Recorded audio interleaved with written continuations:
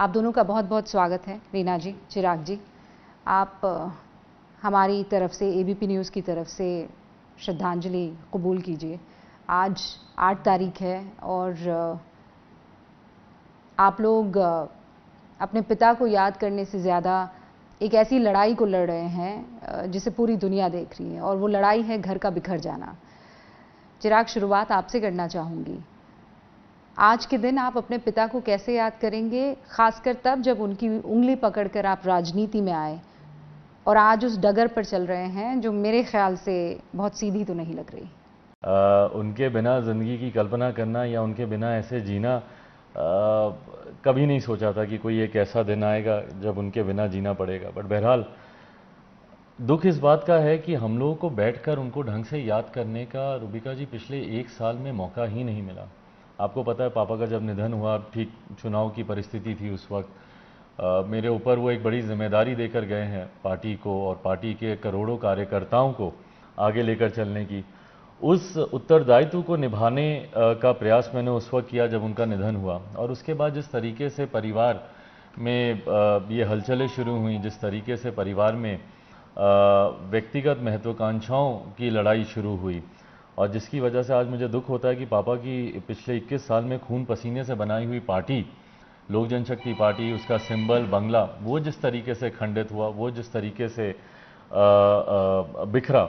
तो ये तमाम परिस्थितियां पिछले 1 साल में ऐसी रहीं कि पापा को ढंग से बैठकर हम लोग को याद करने का मौका ही नहीं मिला कि पूरा परिवार बैठे। आज का वही दिन, मैं आज सुबह जब सो के उठा तो मुझे याद आ रहा था कि पिछले साल ठीक इसी वक्त मैं सुबह सुबह उठ कर गया था, क्योंकि उस वक्त मॉर्निंग में उनकी तबीयत ख़राब हुई थी। मैं सुबह 5 बजे, 3 बजे मैं हॉस्पिटल से आया था, 5 बजे मुझे वापस मैं हॉस्पिटल मुझे भागना पड़ा। डॉक्टर ने बुलाया कि ही इज़ सिंकिंग। एंड वो पूरा दिन हम लोग का बहुत मुश्किल गया, पर तब भी नहीं सोचा था कि शाम तक कोई ऐसी खबर आएगी वो नहीं रहेंगे। पर आज 1 साल बीत गया है। लड़ाइयाँ बहुत हैं, बट इतना ही बस बोलूँगा रूबिका जी, पापा ने मुझे इतनी हिम्मत, इतनी ताकत दी, और आज भी वो जहाँ कहीं भी हैं इतना आशीर्वाद ज़रूर दे रहे हैं कि इस लड़ाई को उनकी गैर मौजूदगी में लड़ पा रहा हूँ, जीतूँगा। वो कभी मुझे हारता हुआ नहीं देखना चाहेंगे, ये मैं मानता हूँ। शेर का बेटा हूँ, लड़ूंगा, जीतूंगा, ना झुकूंगा ना टूटूंगा, ये ज़रूर वादा करता हूँ। अब सामने आपकी लड़ाई में कोई और नहीं चाचा है, और इसीलिए रीना जी, आज की तारीख में रामविलास पासवान जी जब ये सब देख रहे होंगे तो आपको लगता है वो खुश होंगे? खून पसीने से जो बहुत तकलीफ में होंगे, बहुत तकलीफ में होंगे। वो जितना इस अपना घर को चाहते थे, मुझे चाहते थे, दीपू को, चिराग को चाहते थे, आज वो देख रहे होंगे तो बहुत तकलीफ में होंगे। आपने कभी सोचा था कि इस तरीके की लड़ाई? कभी नहीं सोचा था। मुझे इस घर में आए हुए 44 ईयर्स हो गए हैं। 44 साल। 44 साल से मैं इस घर में हूँ, और ऐसे परिवार को मैंने जोड़ के रखा है कि कभी कुछ नहीं, कभी नहीं, हर दुख सुख, खुशी गम, सब जगह मैं पहले हूँ। मुझे तो कुछ दुनिया नज़र ही नहीं आती थी, बस मुझे पारस, रामचंद्र, उनका परिवार, मेरी दोनों देवरानियाँ, इसके अलावा तो मुझे लगता था मेरी कोई दुनिया ही नहीं। तो फिर ऐसा क्या हुआ? मैं पता नहीं ऐसा क्या हुआ, उनको किस चीज़ से परेशानी हुई, उनको बस एक मंत्री बनना था, उस वजह से उन्होंने सब कुछ ख़त्म कर दिया। आप आते, मेरे पास आते, बोलते कि मुझे मंत्री बनना है, सब कुछ हम लोग सब कुछ डिसाइड करते, एक बार आके बोलते तो सही। आपने बात करने की कोशिश? बहुत कोशिश की, ना वो फ़ोन उठाते हैं, कुछ नहीं, कोई भी फ़ोन नहीं उठाता, ना घर के बच्चा, ना मेरे देवरानी, ना पारस जी, कोई फ़ोन नहीं उठाते। बहुत मैंने कोशिश की, आना ही कम कर दिया। चाची वो तो 13वीं के बाद से वो हमारे घर में, मेरी देवरानी तो कभी बात ही नहीं की, और पारस जी भी बस एक बार वो हुआ था, पापा का हवन करवाए थे, उसमें आए थे। वो भी मैंने बहुत रो रो करके जब बोला कि ऐसा, मतलब कम से कम इसमें तो सब परिवार आ जाइए घर में, 1-1.5 महीने के बाद बनारस में जब उनका वो सब करने के बाद में। वो ये कह रहे हैं कि चिराग पासवान पार्टी को एक साथ लेकर नहीं चल पाए, चिराग पासवान अपने दिमाग से नहीं काम कर रहे थे, वो किसी सौरभ पांडे की वजह से चले। नहीं, वो बहुत गलत है, बहुत गलत बोल रहे हैं। मेरी भी बातचीत हुई थी, मैंने इनको कहा था, मैंने कहा आप आइए, देखिए कोई भी अगर मान लीजिए किसी को फांसी की सजा, तो उससे भी पूछा जाएगा ना कि आपका अभी आपकी अंतिम इच्छा क्या है। तो मैंने भी उनको कहा था कि अगर सौरभ पांडे से तकलीफ है, आप आइए, हम लोग बैठ करके बातचीत करेंगे। अगर उसकी गलती है मैं 1 सेकंड में उसको यहाँ से बाहर निकाल दूँ। गोल पोस्ट इतने चेंज हुए हैं, मम्मी ने उस पत्र में हर उनके आरोप का उन्होंने जवाब लिखा हुआ है, और किसी दिन हो सकता है मैं साझा भी करूँ, मम्मी साझा करें उस पत्र को। उसमें हर एक उन्होंने कहा कि भाई मुझे प्रदेश अध्यक्ष पद से क्यों हटाया, जबकि वो उन्होंने नहीं हटाया था, साहब हटा के गए थे। साहब का कहना ये था कि मैं बीमार रहता हूँ, पारस जी की भी तबीयत ठीक नहीं रहती है, तो अब जिम्मेवारी नहीं संभाल सकते हैं और अध्यक्ष चेंज करके। और ये भी नहीं है कि कोई चिराग को दिया, उनके ही भाई के बेटे को दिया। करते हैं वो कहते हैं आप सांसद रहते हुए पार्टी के अध्यक्ष के रूप में कैसे काम कर सकते हैं। नहीं, उन्होंने कहा कि 2 पोस्ट पे आप कैसे रह सकते हैं, जबकि पार्टी के संविधान में पहली बात तो उनको रूबिका जी संविधान की जानकारी ही नहीं है। उन्होंने इलेक्शन आयोग में भी ये जानकारी दी है कि पार्टी का अध्यक्ष 3 साल के लिए होगा, जबकि पार्टी का अध्यक्ष 5 साल के लिए चुना जाता है। और 2019 में जब मेरा चुनाव हुआ था, 2024 तक मैं अध्यक्ष हूँ पार्टी का, और जो सिटिंग अध्यक्ष है हमारी पार्टी का संविधान ये कहता है कि 2 परिस्थितियों में ही उसको बदला जा सकता है, या तो उसका निधन हो जाए या वो स्वेच्छा से रिजाइन करे, जैसे पापा ने किया। जी हाँ। नहीं, वो जो क्लॉज 6 की वो बात करते हैं, वो 2016 से पहले का पार्टी का संविधान है। 2000 उसके बाद पार्टी के संविधान में अमेंडमेंट्स हुए हैं, और मुझे नहीं पता कि उनको उस अमेंडमेंट्स की जानकारी क्यों नहीं है। अगर पार्टी में वो इतने सक्रिय पापा के साथ उन्होंने काम किया तो उनको तमाम इन चीज़ों की जानकारी होनी चाहिए। जो मौजूदा तारीख में जो चुनाव आयोग में जो पार्टी का संविधान है, मैं उसके आधार पर मैं सारी बातें। मुझे ये बताइए, दिखावा कौन कर रहा है? आज पुण्यतिथि के मौके पर आपने भी यहाँ एक कार्यक्रम रखा है, वहाँ वो तो इसका अधिकार है, बेटा है, मैं पत्नी हूँ, सब कुछ दिखावा तो वो कर रहे हैं। चिराग पासवान रामविलास पासवान की तर्ज पर पॉलिटिक्स नहीं करते हैं, ये पॉलिटिकल पंडितों का कहना है, और मैं आपको बताती बहुत गलत है। मतलब आज की डेट में आप देखिए, केवल चिराग पासवान के अलावा तो कोई है ही नहीं है। नहीं, वो तरीका रामविलास पासवान का तरीका था कि वो 6 प्रधानमंत्रियों के साथ काम किए। तो चिराग पासवान का तरीका है कि इन्होंने हेड ऑन लिया मुख्यमंत्री नीतीश कुमार को। चिराग पासवान की स्टाइल ऑफ पॉलिटिक्स अलग है। ये हेड ऑन भी रूबिका जी मेरे पिताजी की ही इच्छा है, जिसको मैं पूरा कर रहा था। आज जब चाचा भी इस बात को बोलते हैं कि भाई जब इसने अकेले चुनाव लड़ने का फैसला लिया तो उसमें पार्टी के सांसदों की सहमति नहीं थी या उनकी सहमति नहीं थी, मम्मी खुद गवाह हैं, पापा खुद इस बात को चाहते थे कि बिहार के जो 2020 का विधानसभा का चुनाव है वो लोक जनशक्ति पार्टी अकेले चुनाव लड़े। जो खुद चिराग पासवान जो पिता नहीं कर पाए, वो चिराग पासवान से करवाया। वो ये चाहते थे, उन्होंने बल्कि खुल के अपनी इस इच्छा को जाहिर किया था कि हम लोग को अकेले चुनाव लड़ना है।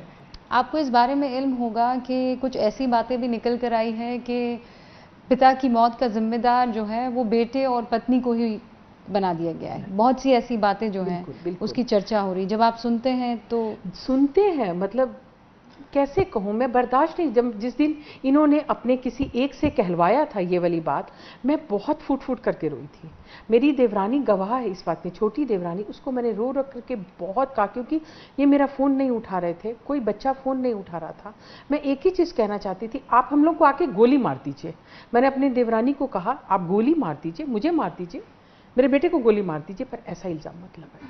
मतलब अगर आपके ऊपर आरोप लगाया जाए कि आप अपने पिता की आप हत्या की साजिश आप रच रहे हैं, इस तरीके की बात आपके बारे में कही जाए, किस बात के लिए भाई? सिर्फ एक मंत्री बनने के लिए। आज माँ के साथ चिराग आप बैठे हुए हैं, स्थिति ये आ गई है कि इनको पासवान जी के साथ ज़रूर देखा गया, लेकिन माइक कभी इनके आगे नहीं रखा गया।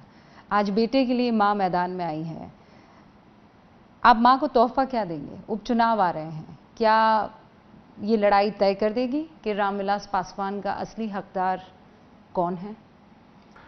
मैं सिर्फ मेहनत करने के लिए तैयार हूँ रूबिका जी, अंतोगत्वा जनता से ऊपर कोई नहीं है। मैं आज ये बोलूँ तो कहीं ना कहीं मेरा अहंकार दिखेगा कि मैं सीट जीतूंगा।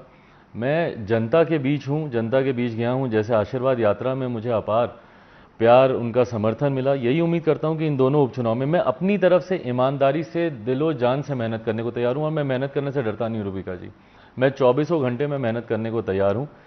बाद में जनता को डिसाइड करना है कि वो किसके साथ है नहीं है, बट हाँ जो प्यार मिला है जनता का अभी तक और इस पूरे प्रकरण के बाद खास तौर पर, ये मेरे विश्वास को ज़रूर बढ़ाता है कि इन दोनों उपचुनाव में ज़रूर हम लोग की जीत, पापा की विचारधारा की जीत, और ख़ास तौर पर जिन्होंने उनको धोखा दिया है, जनता दल यूनाइटेड नीतीश कुमार जी, जिन्होंने पापा के रहते हुए उनकी राजनीतिक हैसियत मिटाने में कभी कोई कोर कसर नहीं छोड़ी, उनकी जीत तो ज़रूर नहीं होगी, ये मैं ज़रूर वादा करता हूँ। मैं 2024 के बारे में जानना चाहती हूँ चिराग पासवान, इसलिए क्योंकि उत्तर प्रदेश में बस अभी चुनाव होने को है। आप आने वाली पॉलिटिक्स को कैसे देख रहे हैं, खासकर तब जब आप उम्मीद कर रहे थे बीजेपी आपके साथ खड़ी रहे, आप उम्मीद कर रहे थे कि हनुमान के तौर पर आपने जो जगह प्रधानमंत्री को दी है और बीजेपी को दी है वही जगह आपको मिले, क्या वो मिल पाई ये जगह? राजनीति में यही कहा जाता है कि नेवर से नेवर, बट आज की तारीख में रूबिका जी मैं सही मायनों में I am starting from the scratch, एक नई पार्टी के नाम के साथ, एक नए सिंबल के साथ।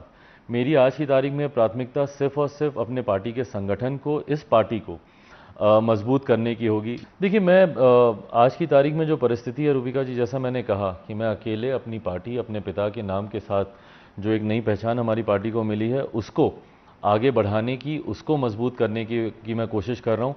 किसी के साथ की अपेक्षा रखना या किसी से उम्मीद रखना आज की तारीख में मैं उस हैसियत में हूँ ही नहीं रूबिका जी। जब मेरे अपनों ने ही मेरा साथ नहीं दिया तो मैं किसी दूसरे या तीसरे से क्या उम्मीद रखूँ? मैं भाजपा से या किसी और नेता से या किसी और पार्टी से क्या उम्मीद रखूं? जब मेरे खुद के चाचा, मेरे खुद के भाई जो मेरे बेटे के समान था, जब उन्हीं लोगों ने मेरा साथ नहीं दिया तो मैं किसी और से क्या उम्मीद रखूं? तो मैं उस हैसियत में नहीं हूं आज की तारीख में, पर हाँ मेरी प्राथमिकता भी अब बदल गई है।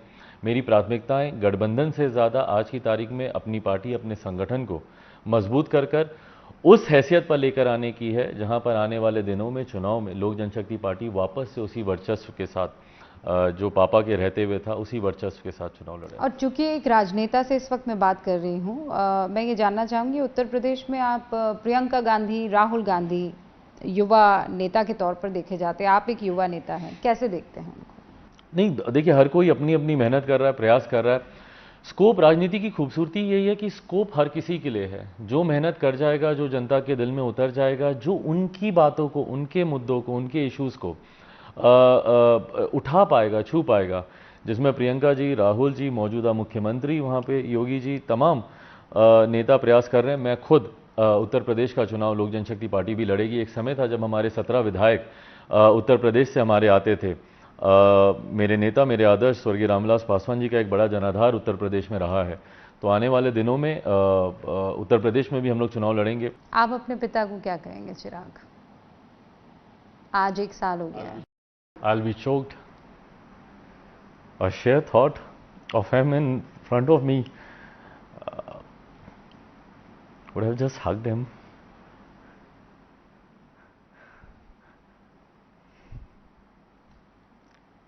सोचा नहीं था कि हम लोग के साथ में इस तरह का, साहब के जाने के बाद हम लोग इस परिस्थितियों से गुजरे दिन नहीं सोचा कि हम लोग को आंख में आंसू, हम लोग सोचे थे कि चाचा है, बाप की तरह इसको करेंगे, सब कुछ करेंगे, लेकिन ये नहीं सोचा था कि हम लोग अकेले रह जाएंगे, ऐसा नहीं सोचा था। जनता आपके साथ रहे, बस आपको उनका आशीर्वाद मिले। मैं हमारी सच्चाई, जनता, इसका मेहनत, सब। बहुत बहुत शुक्रिया रीना जी, चिराग पासवान हमारे साथ जुड़ने के लिए। अपना ख्याल रखिएगा और जनता डिसाइड करेगी कि कौन ताकतवर हैं, रामविलास पासवान के बेटे या रामविलास पासवान के भाई। बहुत बहुत शुक्रिया। देखते रहिए एबीपी न्यूज़।